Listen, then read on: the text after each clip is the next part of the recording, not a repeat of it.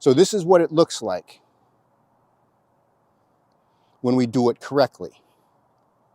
The upper abs and lower abs engaging to push me forward and up with vertical posture. Then I can push up with the glutes of the standing leg. Welcome back, everyone. Get ready for a game changer. In this special Best of the Walking Code video, I've compiled your favorite tips, the ones that have helped so many of you transform your walking technique over the years. Today, we're zeroing in on your hip and waist core muscles, unlocking how to use them the right way when tackling stairs and hills. Not only will this boost your posture and confidence, it'll also keep your spine and joints happy and aligned. So let's dive in and take your walking to the next level. Hey everybody, in this video I'm going to use these stairs here to share with you a simple practice that you can use to better understand how to utilize your hip muscles when we're walking.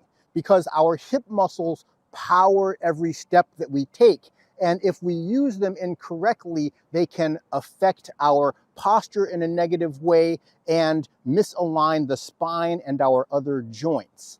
So the stairs here are going to give us a really good lesson so we can see the difference between using the hip in one way where it helps to push us up to the top of a step, and in a different way to actually take that next forward step. Going down the stairs is also going to teach us some lessons about how to create the proper form of power from the hips. When we walk with proper technique, our leg is going to extend behind the body with each step. And so this leads to the natural assumption for many people that we're using our hip extensors, the gluteus maximus, to create that hip extension. But this sort of thought is actually incorrect. We use our hip muscles either in the back or in the front at variable times depending on exactly what we are doing. And so the stairs going up and down are going to help us clarify this. Let's look at going down the steps. And on the final step, after I've lowered to the flat of the foot, this is a great place to feel what the hips are doing because it's a natural stopping place. When we're walking forward on level ground, there's not a natural stopping place to begin to feel what's going on with the hip muscles. So from this position with vertical posture, a neutral vertical pelvis, I need to walk forward. When I do that, the hip or the leg is going to extend behind the body. But I want you to feel what's going on in the hip to make that leg extension happen. If we try to use our gluteus maximus in the back of the butt here to extend the hip from this position, what's going to happen? I'm not going to move forward. My hip is going to extend by tilting the pelvis backward. That is hip extension. It's not necessarily the leg moving behind us. The only way to walk forward by extending the hip is to lean forward from the upper waist at the same time, and that gives us this sort of gait. So how do we walk forward in a smooth and fluid manner using our hip muscles? From this position, we actually need to use the muscles in the front of the hip to pull or flex the hip forward. That is going to get the body to move forward and trigger the leg swing. The pelvis is not going to actually tip forward because at the same time we're using the lower abs to keep the pelvis tucked under. So as I activate the muscles in the front to pull forward, this is what's going to happen. It's going to create a nice fluid step with very low impact. Now let's look at the same lesson going up the stairs. As I go up the stairs, I'm using my glute max here to push the body up. From this point, I'm using the glute max on the right side to push me into this position, and then I'm using the glute max on the left to push up into this standing position. Once I've reached the standing position, I have maxed out my glute max. I am in full hip extension. So how can I use the hip to move forward by further extending? I can't. The only thing further extension is going to do is do that.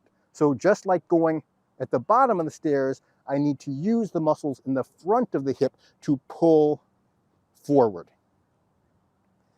That is how we are going to use the hips properly. There's one other very common way people use the hips incorrectly to walk forward, not pushing from the standing leg glute, but by flexing the swing leg hip. This creates this sort of step at the bottom of the stair. We end up swinging the swing leg forward using the front of my swing leg hip, and it causes the foot to turn out. That creates what we know as duck foot walking. One additional practice you can use to distinguish between whether you're using the back of your hip or the front of your hip to power a step is when you're walking up a slope. When you're walking up a slope, we're going to alternate using the back of the hip and the front of the hip to power the motion. From the point where the foot hits the flat position, we're going to use the front of the hip to basically stand us up into a standing position. That's a hip flexion action. Once we get to the standing position, now we use the back of the hip to push forward. Then the front of the hip to stand, back of the hip to push. So it's actually the reverse of the hip action that we use when we are going upstairs. But it is the same in the sense that we are alternating hip flexion and hip extension to combine to create the step properly. Now let's get our core waist muscles into the action. The challenge with walking upstairs is getting our center of gravity far enough over the standing leg in order to push up. When we do it properly, it looks like this. We place the flat of the foot, we shift the weight forward and up, and then now we are in a position where we can push up with the standing leg and then place the new foot. But most people, when they walk upstairs, place a foot this way, and then they're trying to push up with the forward leg, but their center of gravity is back here. And it's because they're not using the core properly. And when I talk about the core, I'm not just talking about your hips, which is basically all you'll hear about on YouTube, how to use your glutes to push up properly. And they're having you lean forward to get into the position to push up with your glutes. But when you do that, you're ignoring the rest of your core, which includes your abdominal waist muscles, your upper abs and your lower abs. If you want to walk upstairs with perfect posture, you need to engage all three elements of the core. And that's what we're going to work on right now. So if you just want to use your glutes to push up, yes, you're going to have to lean forward like this to get your center of gravity over your knee so you can use your glutes in isolation to push your body up and then place your next foot on the higher step. But you're ignoring your lower abs and your upper abs. Your lower abs and upper abs work in a rotational fashion when we're walking, whether it's walking on level ground, walking uphill, or walking upstairs. Most people don't realize this because we do it instinctually in most situations, but when it comes to challenging situations, sometimes that instinct doesn't kick in correctly and we develop bad habits. So we are going to be using our glutes, but we also have to use our lower abs and our upper abs. And as I said, it's in a rotational fashion. So with the upper abs, they rotate either to the left or to the right from the lower rib cage. This is where they're going to connect and where you should feel that rotation. And that rotation should be reflected in the movement of the arm swing. So that's how you'll know which way your upper waist is rotating. The lower abs work to rotate in the opposite direction from the upper abs, and they also help tuck our pelvis under. So if our pelvis is tipped forward this way, If I engage the lower abs on the right, it's going to tuck the pelvis under on the right and give the pelvis neutral position and allow me to keep vertical posture. So when we're walking upstairs, that pelvic rotation from the lower abs is absolutely essential. I'm going to use my front leg here so you can see it better. When people lean forward, walking upstairs like this, what they're doing is engaging both sides of the upper abs, meaning they're not rotating. They have one side forward and the other side forward at the same time, causing you to lean forward. And they have neither side of the lower abs engaged. When we engage the lower abs, they tuck the pelvis under on the side of the leg that's on the upper step. Now I'm going to demonstrate part by part how to add the right core movement in. So I'm going to place my foot on the step and I'm going to get into a bad posture, the posture that people are often recommending for walking up the stairs. Bent over so you can push up with the glutes. But this is what should be happening. At this point, I should be pushing with the glutes on my left leg, the leg on the bottom step, pushing my body forward. And then now I need to get rotation in with the upper waist. So instead of leaning forward, I'm going to take the left side back so I only have engagement of the right upper waist. So now I'm rotating. So you can see that again. Right now I have no rotation. Now I have rotation from the upper waist, but I still don't have any lower ab engagement. So now I'm going to engage the lower abs, and you see how it brings me forward and up. Remember, the glutes on the left are still pushing. So I'm engaging the rotation of the upper waist and now engaging the lower abs on the right side. Now I have vertical posture and my center of gravity is in the perfect position to push up with the glutes. So in the poor posture way, we are trying to use the glutes on the wrong side at the wrong time. We're trying to push up with the glutes of my right leg when I should be pushing with the glutes of the left leg and with the proper waist core engagement. So this is what it looks like when we do it correctly. The upper abs and lower abs engaging to push me forward and up with vertical posture. Then I can push up with the glutes of the standing leg. And then now I use the lower abs on the other side to tuck and flip the flat of the foot onto the step. Glutes are still pushing here on the right.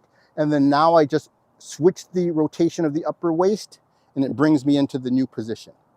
I push up, tuck with the lower abs, rotate, push up, tuck with the lower abs. Now we are walking upstairs with perfect aligned posture and it feels effortless. It's going to feel effortless because the rise up the stairs is not going to be caused by you feeling like you're pushing and pushing and pushing. The rise is going to happen as you rotate. As I place the foot, I just rotate and it brings me up. I'm not even pushing anymore. I'm pushing with the glutes right now. I'm just not rotating. So once I rotate, that brings me to this position. If you're trying to push harder with the glutes, that's not going to get you anywhere. I can push harder with the glutes on the left and go nowhere. I can push hard with the glutes on the right and it's just going to push me backward. So it's not pushing harder that's required, it's rotation that's required. And now I have an easy push up with the glutes on the right. Place, rotate. So that is how we walk upstairs with proper alignment and less effort. It's going to feel amazing when you get that going. Now let's see how we use the hips differently on a hill. Our upper abdominal muscles flex the spine forward like this. When we walk with proper posture, whether on level ground or on a hill, we're engaging the upper abs in a rotational fashion. That's what causes the arms to swing properly. We rotate one side forward as the other side drops back, and then we alternate rotating the other side forward and the previous forward side drops back. That's what drives the swing of the arms. When people are walking uphill bent over, they have both sides forward at the same time, causing the body to pitch forward in this manner. So the first thing we're going to do, I've got my glutes engaged here, is I'm going to recognize that I should be rotating forward on the left side, the side of the standing leg here, the one that's higher up the hill. That's the side that should be turning forward, not the other side. So what I'm going to do to begin getting into proper posture is I'm going to remove the forward rotation from this upper part of the waist on the right. So instead of being rotated forward, I just remove that forward rotation and it brings me to here. The next thing that's missing is the lower abdominal action. The lower abs, when we're taking a step on level ground or going uphill, need to be engaged, tucking the pelvis under on the side of the leg that is the new standing leg. In this case, my left leg. So I'm going to engage my lower abs, which are going to tuck the pelvis under, and it's bringing me into this position now. So I started here. I removed rotation from the upper abs on the right, and now I add the lower abs on the left. I still have the upper abs on the left engaged. That is the position we want to see when we're going up the hill. So I went from here to here to here. You can even now see the left arm beginning to swing forward. Now, here's where the real trick comes in. In order to lift the body up, I can't use the glutes on the forward leg yet. If I push with the glutes, they're going to just push me back. And that is why so many people get into the habit of leaning forward. This proper way of moving up the hill is a little bit more complicated. From this position, instead of using the glutes, which would push me back, I'm going to use the hip flexors, which are going to pull me forward and up in conjunction with the rotation of the upper waist and the lower abdominal action. So I'm really engaging the hip flexors to pull the body up. And in this position, I've basically risen to a normal standing posture. You can find this position and stay in this position, and you'll actually be strengthening your hip flexors and your lower abs because they're maintaining this posture. From this position, now we're going to engage the glutes on the left to push the body forward. So the proper glute action when going uphill is not to push the body up, but it's to push the body forward. From here, I'm pushing the body forward with the glutes. I'm engaging the lower abs and the upper waist rotation. And now I'm using the hip flexors to rise up. Now I re-engage the glutes to push forward.